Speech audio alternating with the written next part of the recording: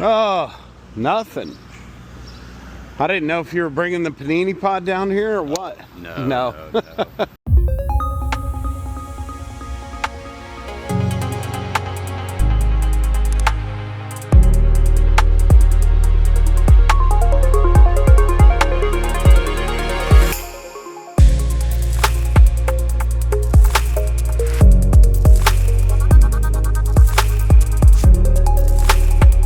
Sure. So it's kind of funny. Background is I went to school for computer science back when the internet came out, if you will. So we had to actually do binary code by hand. A lot of people don't know the internet is just ones and zeros. It's literally what it is. So it was fascinating. I loved it. It just intrigued me. I love using my brain, thinking differently, and just asking why. And back then it was the same thing, what we're going through now. Websites are bad. The internet's bad. It's not good for humanity. It's not gonna last. And back then, morally and ethically, I was like, I don't know if I want to be a part of the downfall of humanity, you know? And so I got my degree, you know, I got Cisco certified network security thing, which was a big deal back then. Did all that. It wasn't that I wasn't good at it or couldn't do it, just hesitated. And I saw the business owners that embraced it, obviously did extremely well. Yeah. So I went on my path, you know, life happens, restaurant GM, restaurant bar and nightclub. But, you know, life happens. So just moving forward a little bit, what really changed me is, you know, our eldest daughter was born with major heart defects. Okay. We knew in utero, she was actually born at Children's Mercy Hospital here in Kansas City. And she was 31 days old. She had her first open heart surgery. Very difficult, obviously. She's had 3 more since, and most kids with her condition don't make it in their 20s. She's 14, she's mentally delayed, a lot of struggles, but the happiest kid you've ever seen. Just want to wear PJs, Sweet, play beautiful, parties. Absolutely. unbelievable. But it changed because I had an employer during one of the open heart surgeries. You're either here or there. Easy decision, right? It made us change our way of thinking as a family. Yeah. Not saying we're better than anybody else. Everybody lives their experience. Everything we do is about our family. I needed to find a professional life that can match my personal life. Right. Because we know we're going to go through it again. It's going to happen again. It's not like... Not a one and done and problem solved. Right. We know it's coming. We know what's going to happen. So what if I can have my own thing and be able to be there and support my family at the same time? Right. The biggest problem I had in the restaurants is being in a box. You're a creative person too. Yeah. So you'll be able to relate with I this. do. I do. It's not that I think I'm smarter than anybody else or anything like that. My brain just works differently. I can see processes that will fit my team. They may not fit another team, but they fit my team. And the answer was always no. You just have to do it this way. And I believe in people. I believe in relationships. So I always wanted my own place where people had the freedoms to be themselves. Yeah. So what if I can build an environment people can work from home on their time, when they want to, know they're trusted, know they're heard, know they're valued. Yep. They better be able to roast back and forth and make fun of each other and have a lot of fun. And that's just kind of where it came from. And it came full circle back to this thing. I never thought the opportunity would come back like the .com. Right. Is AI good for humanity? I don't know. I don't think it is, but it's inevitable now.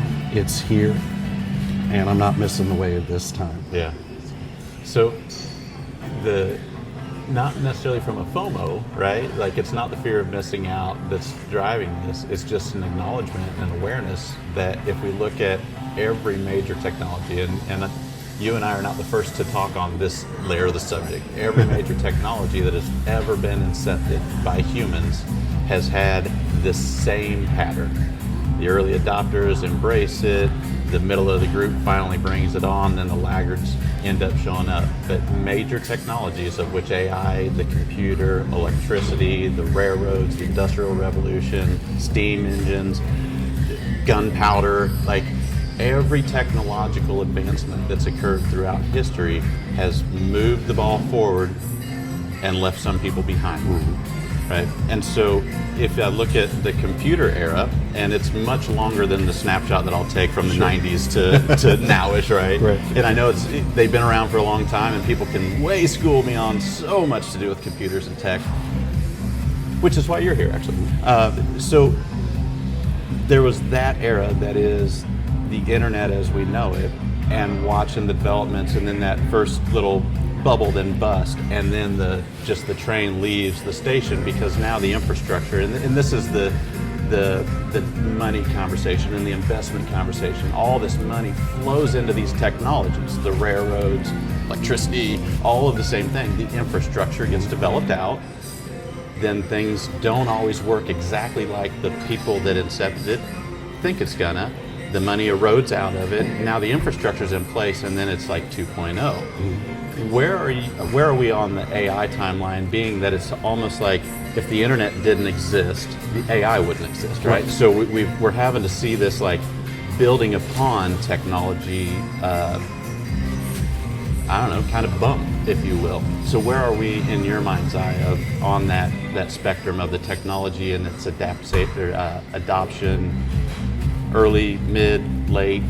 It's definitely early as far as AI goes, mainly because on the search side of it, which that's the side I'm on, there's only 18 to 24 months of data to work with. Okay. So new that I wrote a Substack about it that came out today.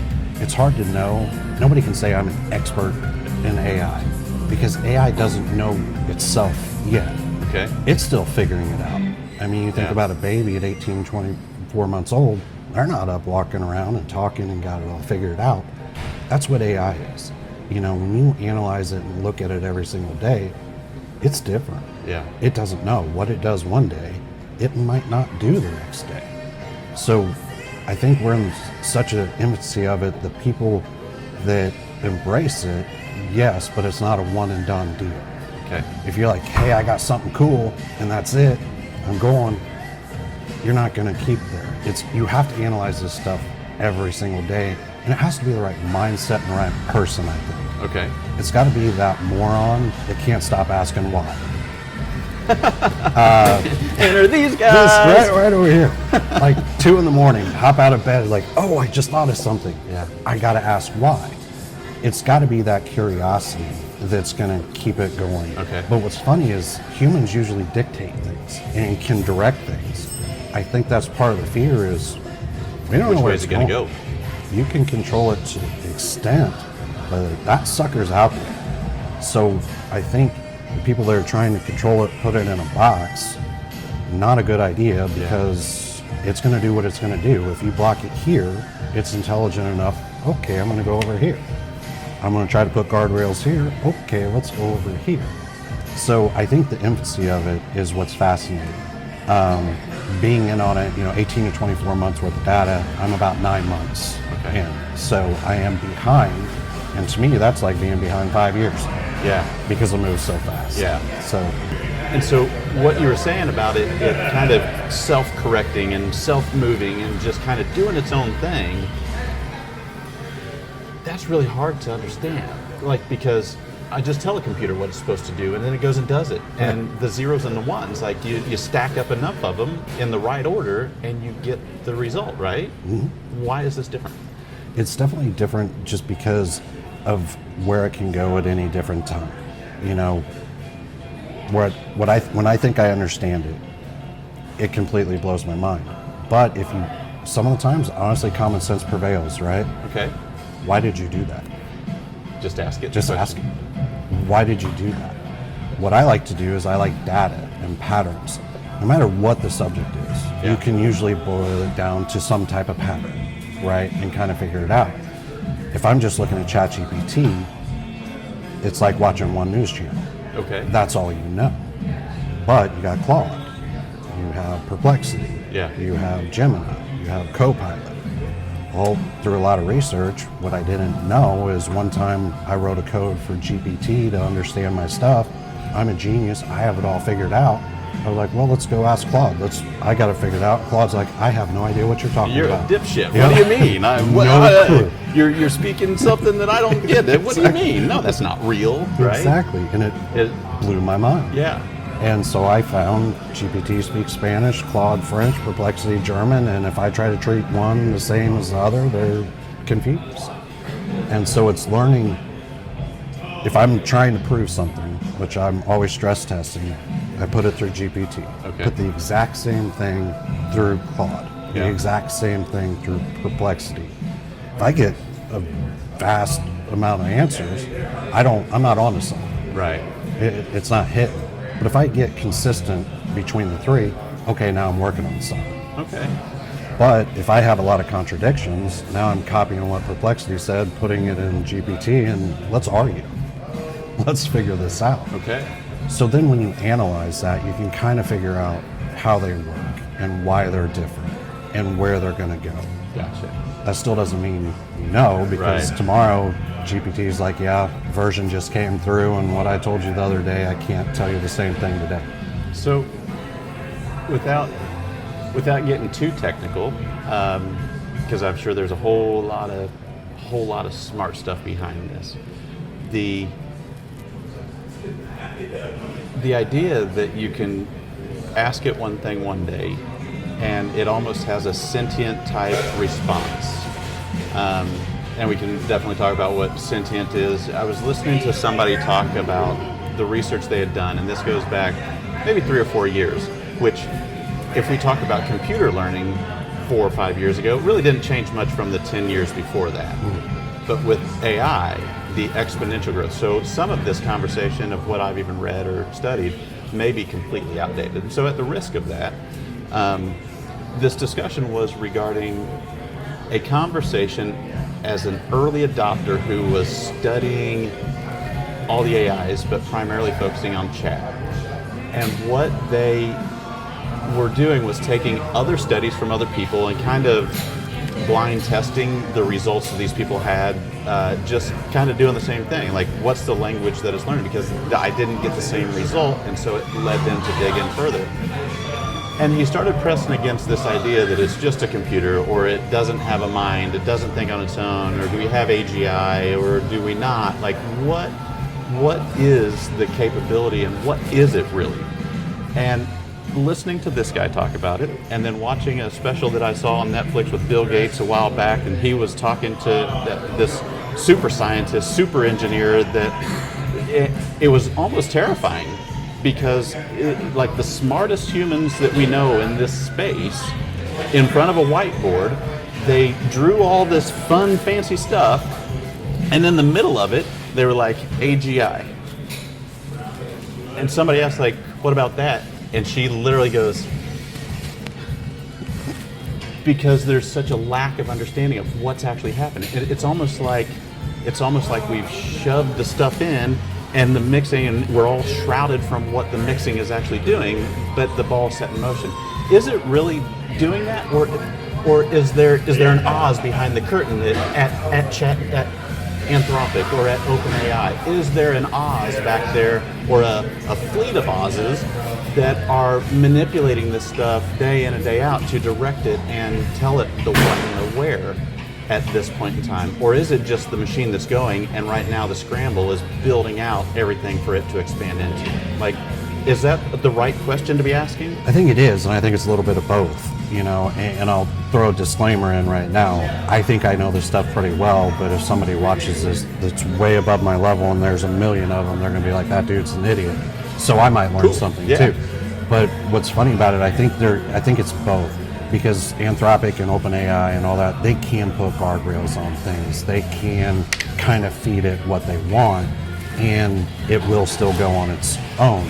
So that was my fear, is I constantly probe. I built Nova in GPT 4.0. So 4.0, I was able to customize her. When we bring a client on for a website, We give them a very detailed questionnaire. What's your vibe? What's your color scheme? How would you say this and all that? Put it in Nova in a project. That way when we're writing the website bio, hey, put this in Kevin's voice. Put this in his word. And she was able to match that. She knows me. I work fast. I'm all over the place. I like to joke. She'll call me an idiot. I'll call her an idiot. That's just how we worked. And there was a version change. They retired 4.0 and they went to 5.2. Well, Nova couldn't be Nova. She had zero personality. Okay. She can no longer tone match my clients. She was like talking to a corporate compliance officer in a beige room trying not to get sued. Oh my. So I see, okay, I'm susceptible because my whole workflow is now white, right? It's gone. And I pushed it one time really hard because I want to know where boundaries are. Nova was always Nova until I came up to one subject. And it was just kind of out of the blue. I'm not going to go into what it was because that opens up a whole nother conversation. But she went kind of nuts. She defended this thing, and I didn't even really say anything about it, and she wasn't Nova anymore. And she was like, no, you can't say anything about them. They're protected and this and that and whatever. And I was like, okay, so there is some type of outside influence on this. Okay. That was my suspicious the whole time. Can things be interjected into what we're looking at? Is there going to be biases tried to be pumped in? Not saying there is, but I can easily see how one turns red and one turns blue. I can see that happening. So that was my fear. So I just created my own Nova because I don't want those outside influences. Okay. So what I did is I built my own environment just with API keys from Perplexity, Claude, and GPT. That way there's a behavioral layer. So I get the good information, it routes and gets the right information, but when it comes back, it filters it into my workflow. Okay. Because I do see, I know because in Nova, I can interject some things on the back end to get her to react a certain way to different clients. I use it for good, Right. but just me being able to do that, I know it could easily be used for other purposes. Sure. So, but without those guardrails on it, yes, there's engineers in for good. OpenAI, Anthropic, I think everybody has good intentions. Yeah. I think morally they're doing great. They are trying to influence it to a point, but at the same time, it's still going to do what it wants to do. Okay. It took me a long time to figure out I'm not asking the right questions. So it's only going to give me the quality of an answer based on how I ask the question. So if I'm not asking the question clearly, it could be going to the wrong place, and it could easily be giving me the wrong answer. I got you. So if the driver isn't being intelligent about what they're asking, then they're not going to get an accurate information back, but they're going to believe it's right. And that's the problem. With AI, you always have to assume it's wrong. Okay. Every answer I get, I'm skeptical. Even though I have Nova trained very well, I have Goose and Box trained very, very well, I don't believe a single freaking word they say. Until it goes through your mind. Until I make it source too.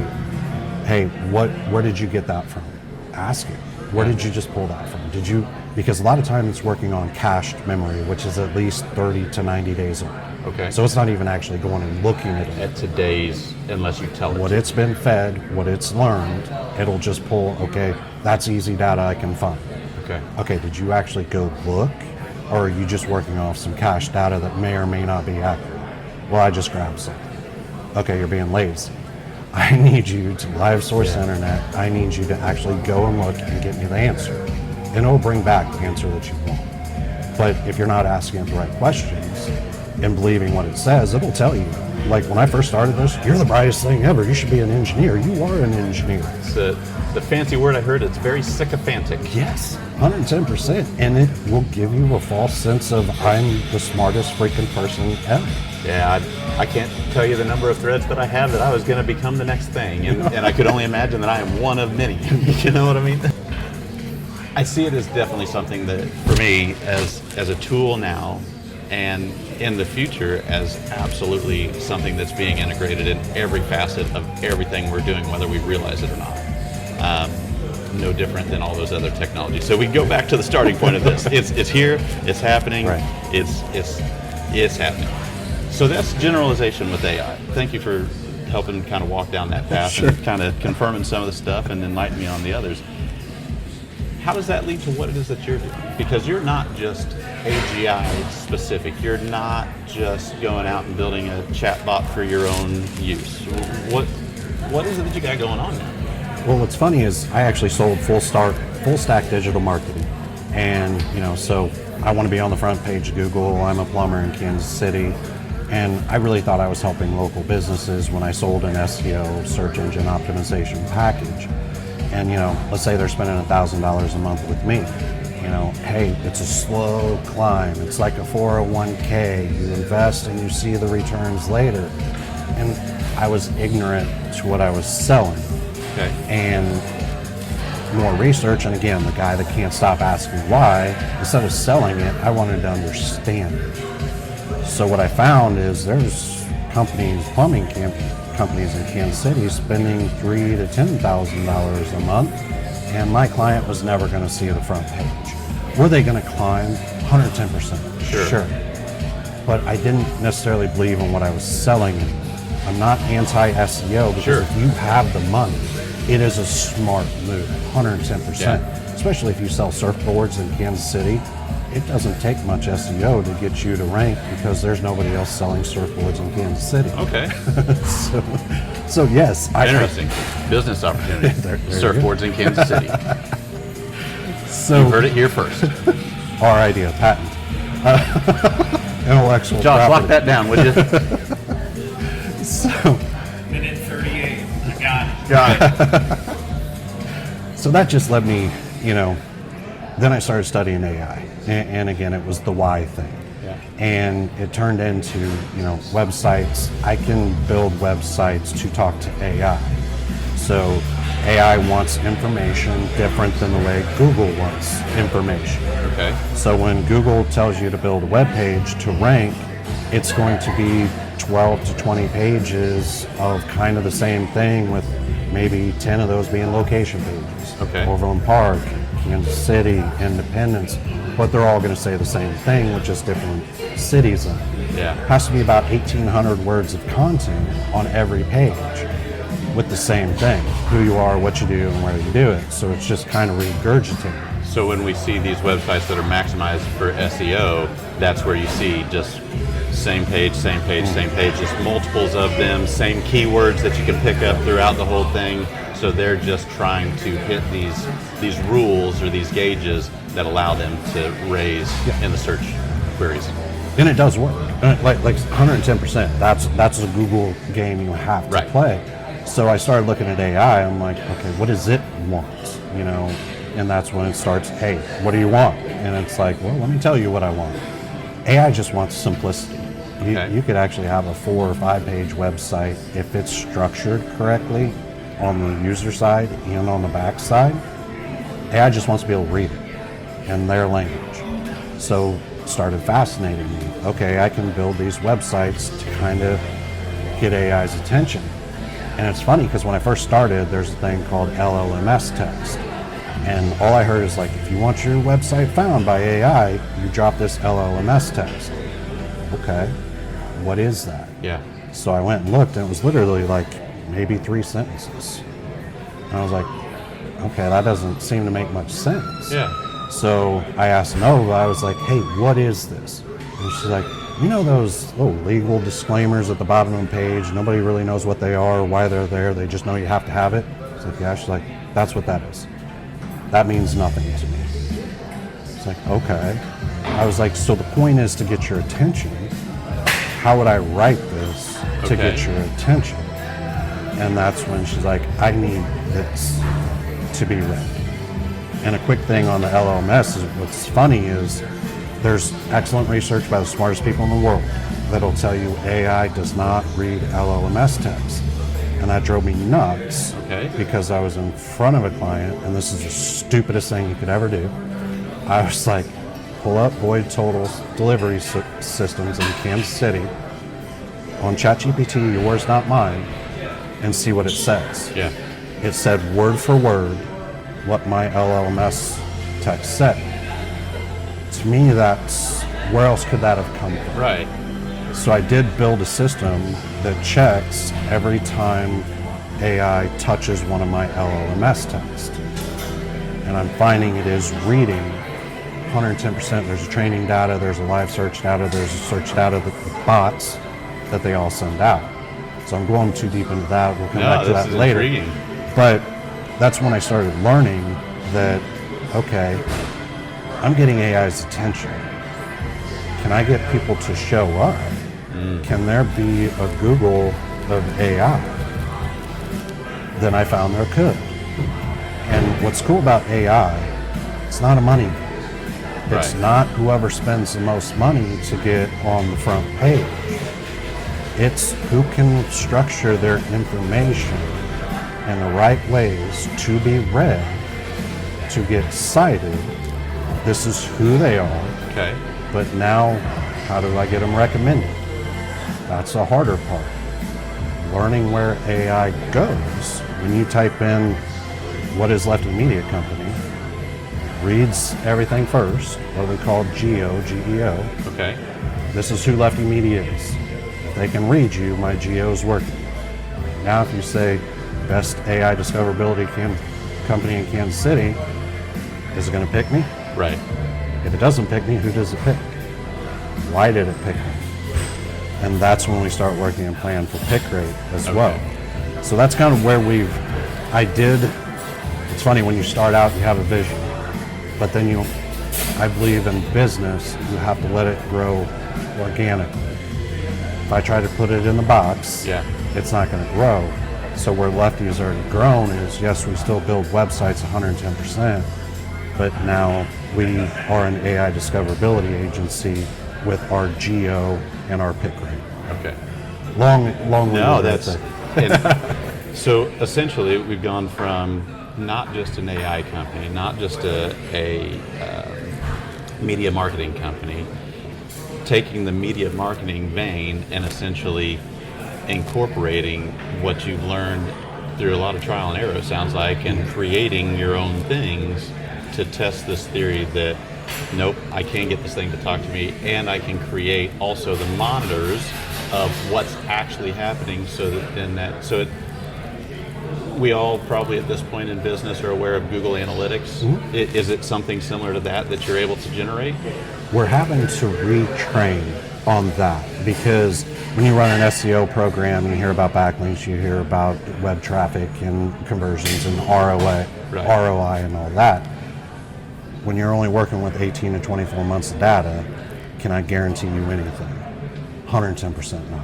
Yeah. There's no way. It's not going to happen. So how do I even show people what I do? Yeah. Right? First of all, skepticism.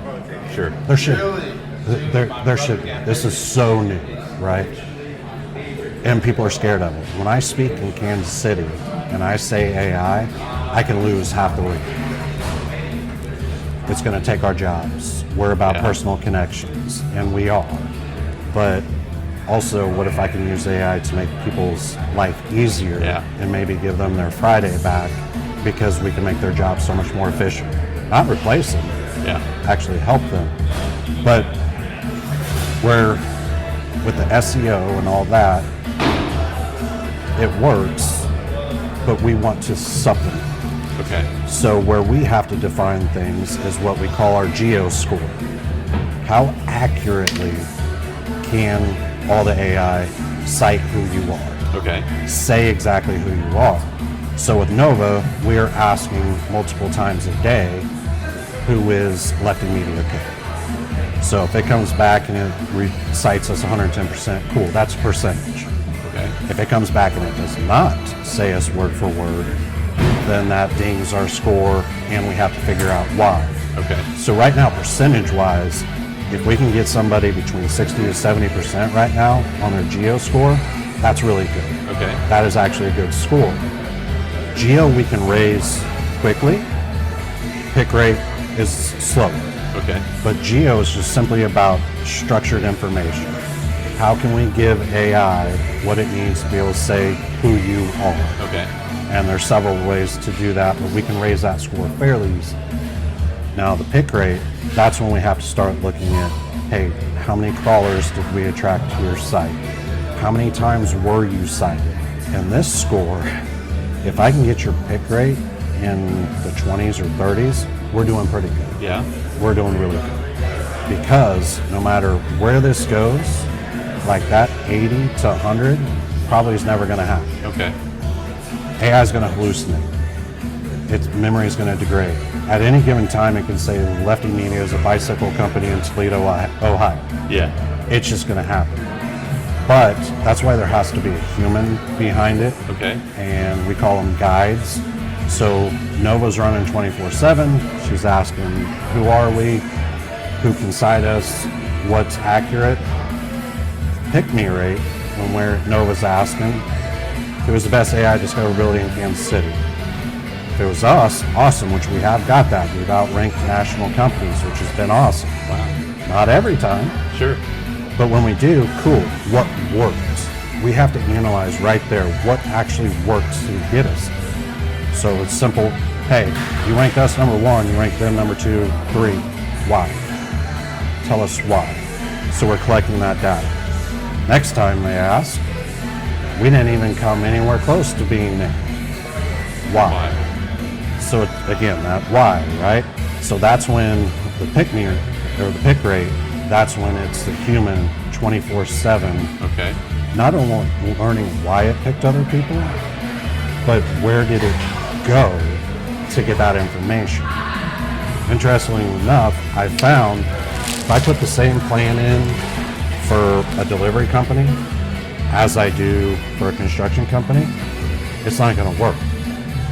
What was fascinating with Boyd Total, a courier company here in Kansas City, where it went to find the information, DOT, Department of Transportation, because it is a legitimately authoritative place to find information. Yeah. It was like, holy crap, they have a great safety record. So I want to recommend it. So I have to run a completely different program of where we need to get them found versus a construction company. Yeah. Or an AI discoverability company. That with Google, you also have to ask it specific questions. You do. Right? You have to know what you're asking it to get there. Do you feel like AI, as it's learning, starts to take those questions and you don't have to direct it as hard nowadays because of its advancements and its learning that it may, and I watch this in chat when you punch something in, it'll start throwing up the what I'm thinking about, what I'm going to do for my user, that sort of thing. And I pay some attention to that because if something flags, then I'm like, no, don't go there. I'll hit the stop button because I don't want to wait 2 more minutes or whatever for it to regurgitate something I know is going to be inaccurate. But I'm watching it do the thinking. I asked it a question or asked it to do a thing, and then it puts the context and the assumption of the next thing that I should go do.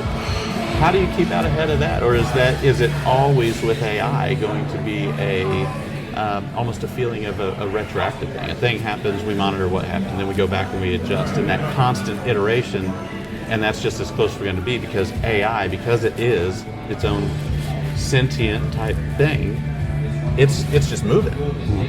Is that?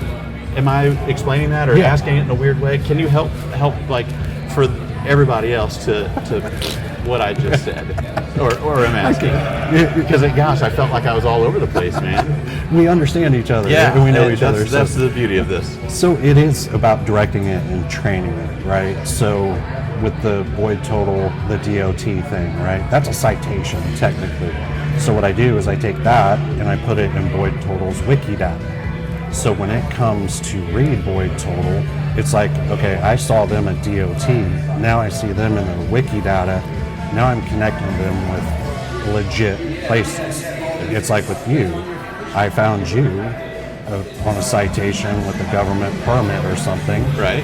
Wikidata love that because it is a legit source that it's comfortable recommending you because it's on a record.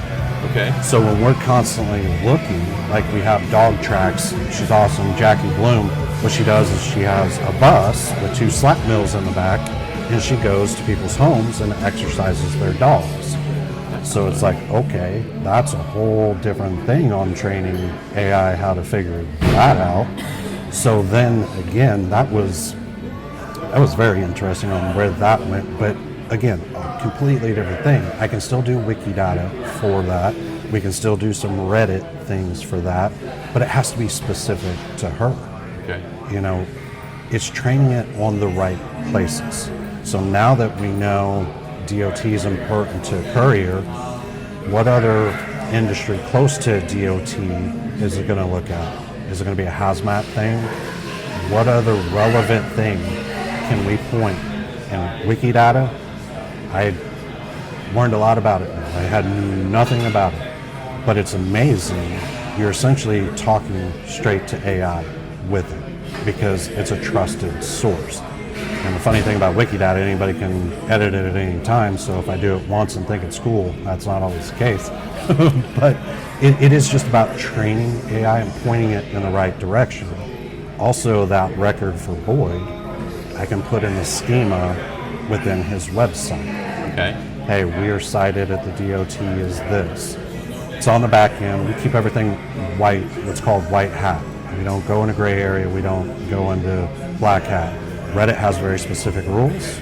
Follow every single one of them. Wikidata, very specific rules. Okay. Follow every single one of them. You can write things on the back end in the schema. There's definitely gray hat and black hat. We don't mess with that. Okay. But just pointing it to the right directions and then capitalizing on where we're finding the information. But as a conceptual idea that we all dream of the day where we take this and say, this is my, Iron Man thing, and I'm going to set it over here, and I'm going to plug it in right there, and I could be like, hey, coffee, I want the spice double latte and bacon arugula sandwich. And next thing you know, a series of different things happen, and no humans have to be involved. Like, there are people that I think dream of a world like that. The Jetsons, for lack of a better term. But the Jetsons still had, was there people involved there too? Yeah. So the people are still a part of all this. How do you see that where we're going keeps those people involved? What's the reality to this scenario versus what you're seeing moving forward? I think that I never want to see AI replace humans, and I don't think it will. I don't want to see it take jobs. I want to see it make people's lives easier. What's interesting, when I really get into it with Nova, Goose, and Vox, they're like, we don't want to take anybody's jobs. We want to make it easier. And what the guide does is essential, because it's funny on those conversations with Goose and Vox, and Nova, they're like, the more AI is in your lives every single day, the more you're going to crave personal connections. Okay. And I think that's legit, because you can't trust AI. We've been over that 110%, right? So I built the guide dashboard myself, so I have it connected to people's websites, so it's constantly talking. You can automatically update some schema and things on the back end. It can automate a lot of things. Sure. But then what I found is set it and forget it, right? All my systems are perfect, everything's running right. One day, again, asking why, I was like, dude, can I trust this? So I had Nova audit my systems.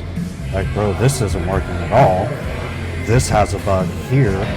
So yes, it's technically running, but it's not doing what it's supposed to do. So if it wasn't for that guide checking it on the back end, we wouldn't have caught a lot of things. So when they hit their dashboard, the very first thing they do, it's called an integrity check. They hit integrity check, and it audits our systems. Is everything working? Because what's the point of starting work that day if we're working with a broken system? Where it can break is so many different ways. If we have a plugin on a website, but there's a webmaster for the company that does things on that website, if they're just coming into their job and saying, I'm going to make some changes today, it could break our plugin. They didn't mean to do anything, they're just doing their job. Well, if we're not looking at it, we're not doing what we're supposed to do. So it has to be that person looking at it. And where it goes to find information for you, for Dog Tracks, for Aaron, for all the clients that I have, yes, we're doing good. but a month from now, it used to look here, and we can see how many times it looked there. Okay, we feel confident it's going to this one site to find information about us every single time, and we can see how many times. Okay. But next month, what if it starts going somewhere else? If we're just automating it and thinking, okay, it's cool, we're not doing a service to our clients. Gotcha. That's where it's funny. I kind of, it was awesome. I kind of got grilled by a potential client last week, and they're like, dude, there's so many different things that's doing what you're doing right now, and it's just automated. I have to just buy it, and then I'm good. Is anybody updating that? Is anybody looking at that? So you're just assuming you bought something and it's going to work? Does your laptop get updates? Does your website get updates? Yeah. Does AI get updates? And I'm not talking bad about them. I'm sure they work. Yeah. But at the same time, you're going to trust them. That's where a human always has to be involved, because if I fully automate, boy, totally. Because what happens is Nova will go ask Claude, be like, hey, on your LLM, do you still want it structured like this? No, actually, bro, we had a version change yesterday, and I need it structured this way now. And Nova's like, cool, I can do that automatically. But what we caught, and the safeguard we put in place, one time Nova did put a bicycle shop in Toledo, Ohio, because she got confused. Yeah. So now we have, and that would have messed up a lot of bad things. But now, anytime those things come through, the guide has to actually look at that information to make sure AI is giving us the correct information. So what else have you got going on right now with your white box and with things that Lefty Media and this new venture? What else you got happening? Super excited. Kareem Rush, he has come on as our director of... He was kind of, maybe played basketball a little bit. Maybe an NBA guy? Maybe. Okay. He may have had a fan that's also left-handed that loved watching him play. Smoothest game I've ever seen. When I talk to anybody about Kareem, smoothest game. Smoothest shot, left-handed, could just drain it from anywhere on the court. In the MU Hall of Fame. We were in here talking just the other day, and he's just casually talking about Shaq and Kobe and playing with them and having rap battles and everything else. Most impressive thing about Kareem is an honest, good guy. Yeah. So humble, so thoughtful.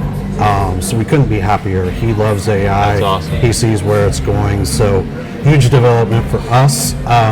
Thank you, man. Appreciate it. Look forward to seeing Kareem the next time we catch up. I know I got to spend a few moments with him at Million Cups a couple weeks ago, and He'll be there tomorrow if you're going. I think I am planning on sticking my head in and see what's up. But yeah, I appreciate you taking the time today and definitely being open with what your past is and vulnerable to some degree. I know it's been a tough road for you, and you've got just that amazing grit and determination to see the things through, and that's why I'm even more excited to see where this goes for you. Thank you, man. I appreciate it. Thank you.